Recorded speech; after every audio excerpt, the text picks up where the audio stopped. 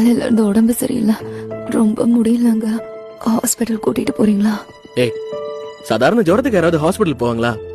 கண்ணா, கஷாயத்தை எடுத்துட்டு வாடா.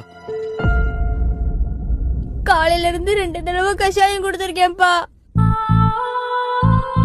அவங்க பொழைக்கணும்னா நாளைக்கே சர்ஜரி பண்ணி போன் மேரோ ரீப்ளேஸ் பண்ணணும். சர்ஜரி பண்றதுக்கு 5 லட்சம் ரூபாய் செலவாகும். பொழைக்கணும்னா ஆபரேஷன் பண்ணணுமாமா. டாக்டர் அப்பா கிட்ட 5 லட்சம் ஆகும்னு சொன்னாரு. 5 லட்சமா? அதுக்கு உங்க அப்பா என்ன சொன்னாரு? அதுக்கு அப்பா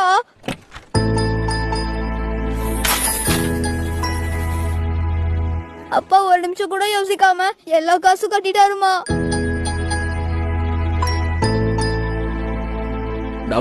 நீ எதுக்கும் காசு கொடுக்காம ஒரு ரூபாயும் சேர்த்து வைக்கும் போதெல்லாம் உன்னை கஞ்சம் கஞ்சம்னு ரொம்ப திட்டிகிட்டே இருந்திருக்கேன். நீங்க எல்லாம் நினைக்கிற மாதிரி நான் கஞ்சம் இல்ல.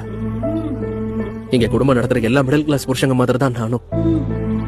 எனக்கு இந்த ஷோரூம்ல கிடைக்கிற பிராண்டட் ட்ரெஸ் எல்லாம் விட பிளாட்ஃபார்ம்ல வாங்குற இந்த 100 ரூபாய் சட்டையில தான் சந்தோஷம். ஏசி காத்துல பஞ்சு மெத்தையில தூங்குற தூக்கம் எப்படி இருக்குன்னு எனக்கு தெரியாது.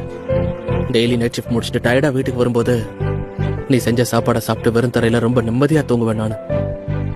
போர் அடிக்கும் போது வெளிநாட்டுக்கு பிளைட்ல போய் அதை ஸ்டேட்டஸ்ல போடுற கனவுல நான் கண்டதே இல்ல.